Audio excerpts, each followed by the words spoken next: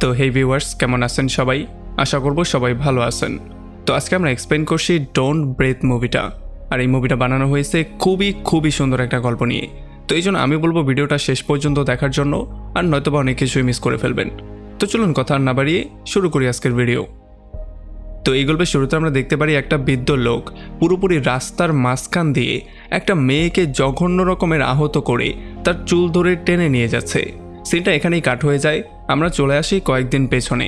আমরা দেখতে পারি এখানে একটা ঘরের মধ্যে তিনটা বদমাশ ছেলে মেয়ে চুরি করার জন্য আসে।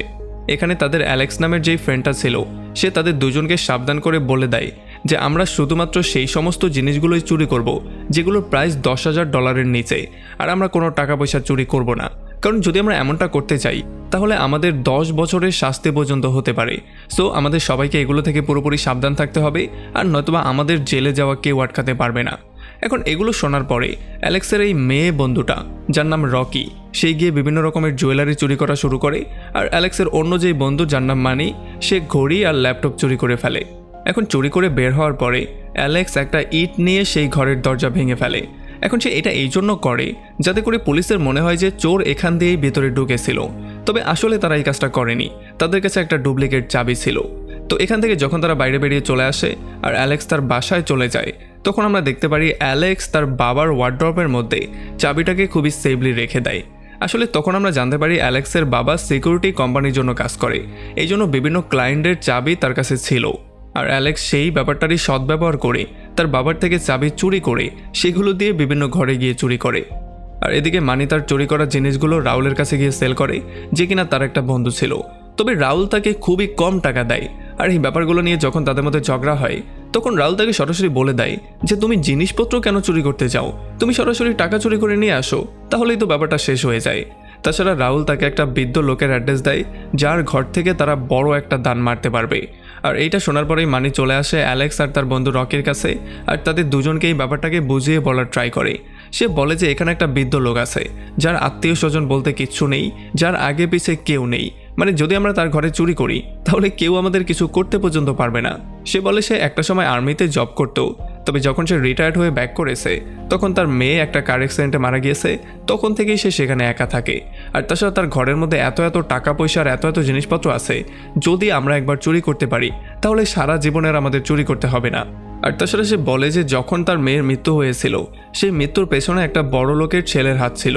আর সেই বড় লোকের ছেলে তার থেকে নিজের পেশা সারানোর জন্য তাকে $3 লাখ দিয়েছিল। এখন সেই $3 লাখ হয়তোবা তার ঘরের মধ্যেই আছে, কারণ সে একা মানুষ, এত টাকা দিয়ে করবেটা কি? তবে এগুলো শোনার পরেও অ্যালেক্স তাকে সরাসরি না করে দেয়। অ্যালেক্স বলে যে আমরা $10,000 বেশি একেবারেই চুরি করতে পারবো না, কারণ যদি আমরা এর বেশি চুরি করতে যাই তাহলে আমাদের 10 বছরের উপরে শাস্তি হতে পারে। আর এই $3 লাখ চুরি করলে তো সারা জীবনের শাস্তিই হতে পারে। আর তাছাড়া আমি আমার বাবাকেও কোনোভাবেই ঝামেলার মধ্যে ফেলতে চাই না। এইটা বলে সেই চুরির মধ্যে পার্ট নেওয়ার জন্য সরাসরি না করে দিয়ে সেখান থেকে বেরিয়ে চলে আসে। আর এরপর আমরা দেখতে পারি রকি তার বাসায় ব্যাক করে, যেখানে তার একটা নেশাখোর মা ছিল আর তার ছোট্ট বোন ডিডি ছিল। আসলে রকির মা এতটাই নেশাখোর ছিল, তার কখনো হুঁশ পর্যন্ত থাকতো না। আর এই জন্য সমস্ত দায়ভার রকির উপরে এসে পড়েছিল। ঘরটা চালানোর সমস্ত দায়িত্ব এখন সেই নিয়ে নিয়েছে। তবে তখনই অ্যালেক্সের একটা মেসেজ তার কাছে চলে আসে, আর অ্যালেক্স তাকে বলে যে চলো চুরিটা করা যাক। তো এরপরে পরদিন সকাল থেকে তারা তিনজন সেই বৃদ্ধ লোকটার এরিয়ার মধ্যে চারপাশে ঘোরা শুরু করে, তাকে ফলো করা শুরু করে সে কোথায় যায় কি করে এই ব্যাপারগুলো। তবে যখন তারা 4-5 দিন এমন করে দেখে, তখন তারা দেখতে পারে 5 দিন ধরে এই বৃদ্ধ তো ঘর থেকেই বেরোচ্ছে না। এই জন্য তারা তিনজন মিলে ডিসকাশন করা শুরু করে যে আসলে যেহেতু সেই ঘর থেকে বেরোচ্ছে না, এই জন্য যদি আমরা তাকে লুট করতে চাই তাহলে তাকে প্রথমে বেহুশ করে নিতে হবে, আর নয়তোবা জীবনেও আমরা কাজটা করতে পারবো না। তবে তখনই হঠাৎ করে এখানে একটা কুকুর এসে ঘেউ ঘেউ করা শুরু করে, আর এতে করে তারা সবাই প্রচণ্ড ভয় পেয়ে যায়। আসলে এই কুকুরের শব্দ শুনে সেই বৃদ্ধও বাইরে বেরিয়ে চলে আসে। তবে তখন তারা দেখতে পারে এই বৃদ্ধ আসলে অন্ধ। আর এই ব্যাপারটা দেখার পরে অ্যালেক্সের কাছে তো খুবই খারাপ লাগে, কারণ সে কোনোভাবেই চাইছিল না একটা অন্ধ লোকের টাকা লুট করতে বা তার ঘরে ডাকাতি করতে। তবে তখন মানি তাকে বলে যে এই কাজটা তো আরও ইজি হয়ে গেল, এই লোকটা যেহেতু অন্ধ তার মানে সে কিছু দেখতেও পারবে না, আমরা আরামসে কাজটা করে বেরিয়ে আসতে পারবো। এখন এইটা তো আমি 100% করব। আর এরপরে সেদিন রাতের বেলায় তারা চুরি করার প্ল্যানিংটা করে। যখন তারা চুরি করতে এখানে চলে আসে, তখন শুরুতেই তারা কুকুরকে একটা বেহুশ হওয়ার ওষুধ খাওয়িয়ে দেয়, যেটার জন্য কুকুর সেখানে বেহুশ হয়ে যায়। আর এরপর তারা চলে আসে আস্তে আস্তে মেইন গেটের কাছে। যখনই তারা মেইন গেটের চাবি দিয়ে টালাটা খোলার ট্রাই করে, তখন তারা দেখতে পারে এখানে তো 4টা তালা লাগানো, তাদের কাছে চাবি আছে মাত্র একটা। এই জন্য ফাইনালি রকি দরজাটাকে ভেঙে মধ্যে আসার ট্রাই করে, আর মধ্যে আসার সঙ্গে সঙ্গেই প্রথমে সে সিকিউরিটি অ্যালার্মটাকে বন্ধ করে, আর এরপর দরজা খুলে দিলে তারা সবাই যখন ঘরের মধ্যে চলে আসে তখন তারা সবাই জুতাগুলো খুলে ফেলে যাতে করে শব্দ একটু কম হয়। আর তারা বিভিন্ন জায়গায় ছড়িয়ে ছিটিয়ে গিয়ে সেই বিদ্যুৎ লুকিয়ে রাখা টাকাগুলোকে খোঁজা শুরু করে। আর এদিকে যখন মানি উপরে চলে আসে তখন সে দেখতে পারে সেই বৃদ্ধ এখনও ঘুমাচ্ছে।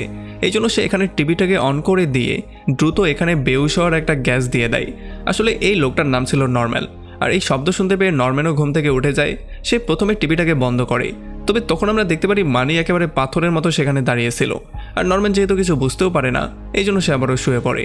এখন অনেকক্ষণ খোঁজাখুঁজি করার পরে ফাইনালি তারা একটা বন্ধ দরজা পেয়ে যায়। এখন তাদের মনে হয় যে হয়তোবা এই দরজার পেছনেই সমস্ত টাকাগুলো আছে। তবে এই দরজায় যেই তালাটা লাগানো আছে এটাকে তারা যতই খোলার ট্রাই করছিল কোনোভাবে এটাকে খুলতে পারছিল না। আসলে শব্দ না করে এই তালাটা ভাঙা ছিল পুরোপুরি অসম্ভব একটা ব্যাপার। এই জন্য মানি তার পকেট থেকে একটা গানই বের করে ফেলে। আর যখন অ্যালেক্স এই গানটা দেখতে পারে তখন সে পুরোপুরি ভয় পেয়ে যায়, কারণ সে কোনোভাবেই ভাবতে পারছিল না যে মানি এই গানটা কেন নিয়ে এসেছে। তখন মানি তাকে বলে যে এই বুড়ো একটা সময় আর্মিতে ছিল, সো এই জন্য আমি আমাদের সেফটির জন্যই গানটা নিয়ে এসেছি। তবে তখন অ্যালেক্স তাকে বলে যে যদি চুরি করার সময় তুমি গান চালাও তাহলে তো সেই বুড়ো আমাদের উপরে গুলি করার পারমিশন পেয়ে যাবে। আর এই জন্য সে তাদেরকে বলে যে না, এই সমস্ত কাজের মধ্যে আমি একেবারেই থাকতে চাই না, সো আমি এখান থেকে চলে যাব। আর এইটা বলে যখন সে চলে যাওয়ার ট্রাই করছিল তখনই এদিকে মানি সেই টালার উপরে গুলি করে দেয়, আর গুলি করে টালাটা ভেঙে ফেলে। তবে এই শব্দ শুনতে পেয়ে তখন নর্ম্যানও সেখানে চলে আসে। তবে এইটা দেখার পরে মানে এখানে মাতাল হওয়ার নাটক করে, আর তাকে বলে যে আমি ভুল করে এই ঘরের মধ্যে চলে এসেছি। তবে তখনই নর্ম্যানের পা পড়ে টালাটার উপরে, আর সে বুঝতে পারে যে সে মিথ্যা কথা বলছে। এই জন্য মানি তাকে গান পয়েন্টে নিয়ে এদিক ওদিক দু একটা গুলি করে দেয় যাতে করে নর্ম্যান সামনে না আগায়।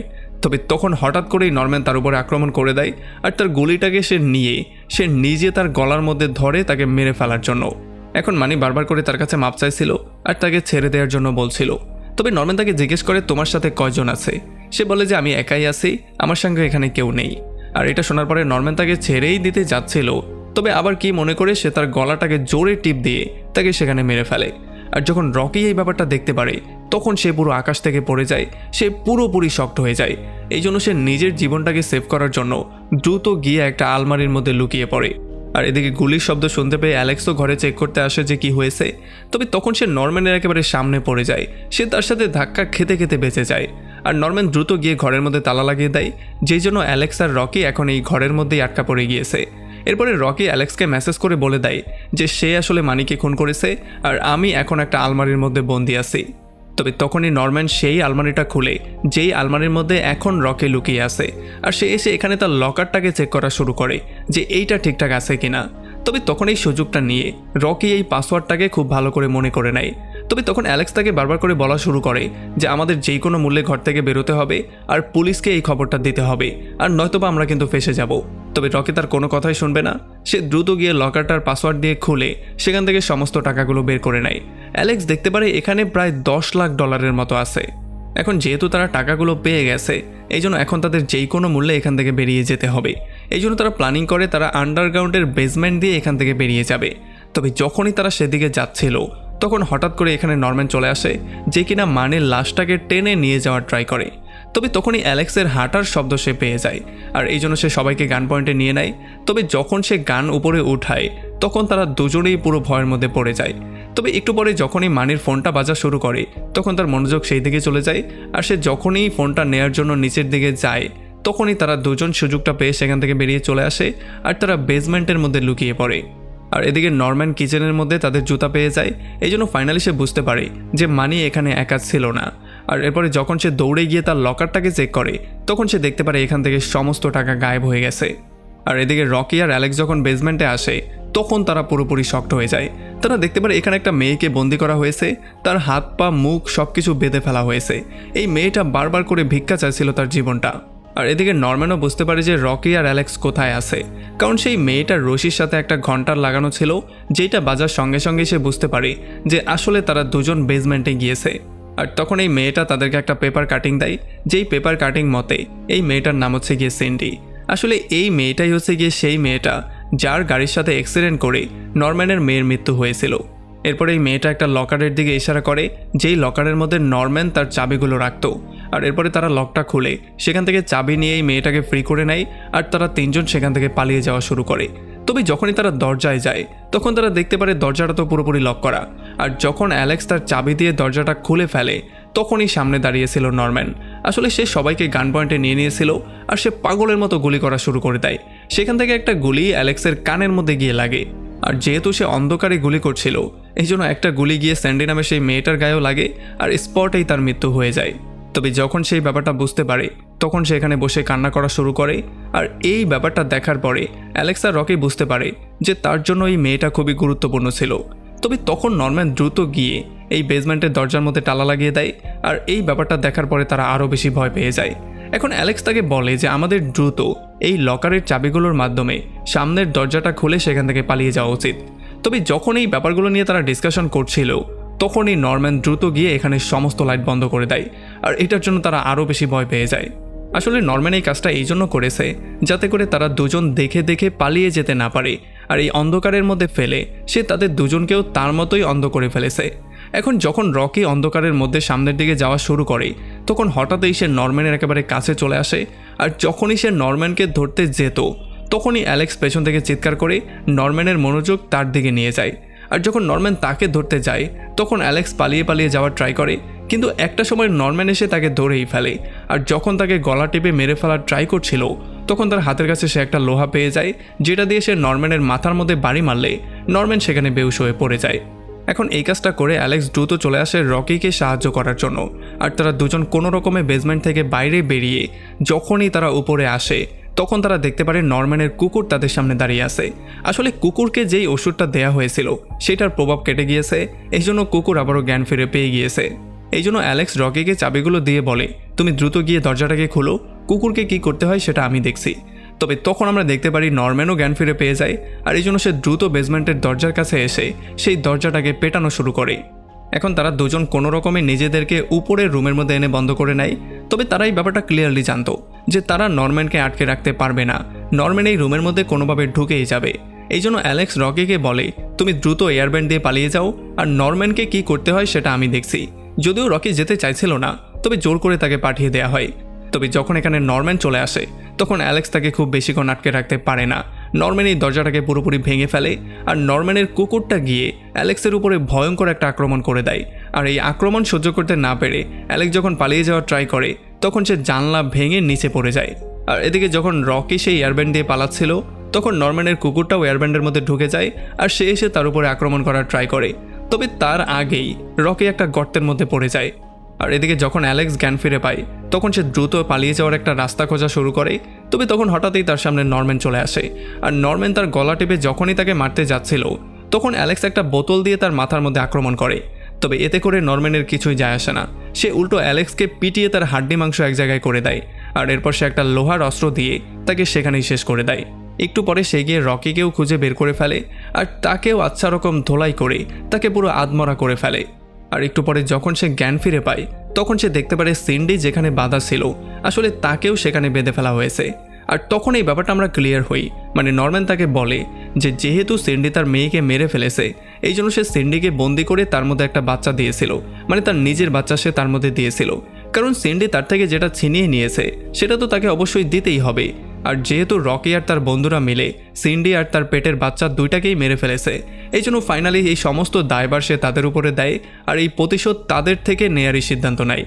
আর তখন এদিকে আমরা দেখতে পারি অ্যালেক্স কোনো রকমে জীবিত রয়ে গেছে।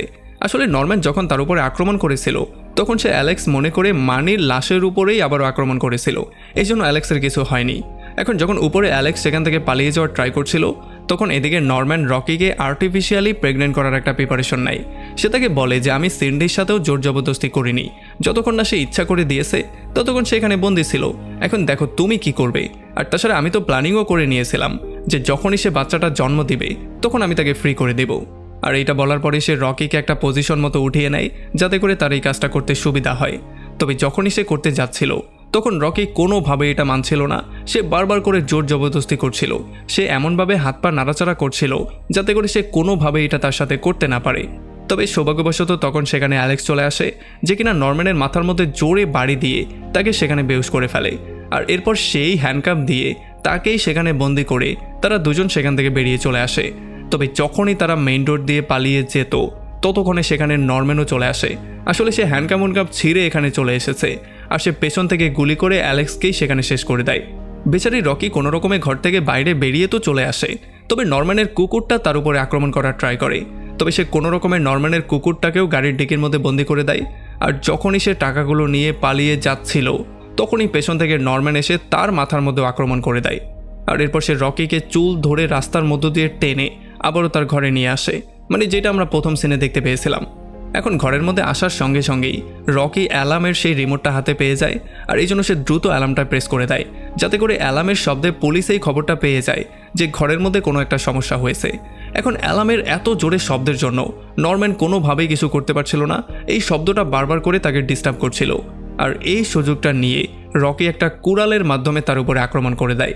আর এরপর সে তাকে বেসমেন্টের মধ্যে ফেলে দিয়ে সে পুলিশ আসার আগেই দ্রুত সেখান থেকে পালিয়ে চলে আসে। আর এরপর যখন সে তার বোন ডিগির সাথে বসে রেস্টুরেন্টে খাবার দাবার খাচ্ছিল তখন তারা টিভিতে দেখতে পারে যে নরম্যান এখনও জীবিত আছে, তবে এখন সে হসপিটালে ভর্তি।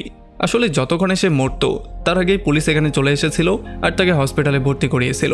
যদিও সে এইটা স্বীকার করেছে যে সে অ্যালেক্স আর মানিকে খুন করেছে, তবে সে রকি, সিন্ডি বা এই টাকাগুলো সম্পর্কে কাউকে কিছু বলেনি। যার মানে এইটা শোনার পরে রকি একটু দীর্ঘ নিঃশ্বাস নেয়, কারণ এখন তার টাকাগুলো হয়ে গেছে, তার নামটাও এখানে জড়ায়নি। যার মানে এতগুলো টাকার সঙ্গে সে তার বোনকে নিয়ে যেই কোনো একটা জায়গায় গিয়ে নতুন একটা শুরু করতে পারবে। আর এমন একটা ইন্টারেস্টিং পয়েন্টে এই পুরো মুভিটা এখানে শেষ হয়ে যায়। তো আমাকে কমেন্ট করে এটা জানান যে নরম্যান কি আসলেই ঠিক ছিল নাকি ভুল ছিল? সে তার ঘরের মধ্যে ঢোকা চোরদেরকে মেরে কি ঠিক কাজ করেছে, নাকি এইটাই তার জীবনের ভুল ছিল? ভিডিও ভালো লাগলে অবশ্যই একটা লাইক করবেন, আর যদি এখনও আমাদের চ্যানেলটা সাবস্ক্রাইব করে না থাকেন তাহলে প্লিজ করে ফেলুন। তো আমাদের দেখা হবে অন্য কোনো ভিডিওতে অন্য কোনো একদিন। Till then, take care.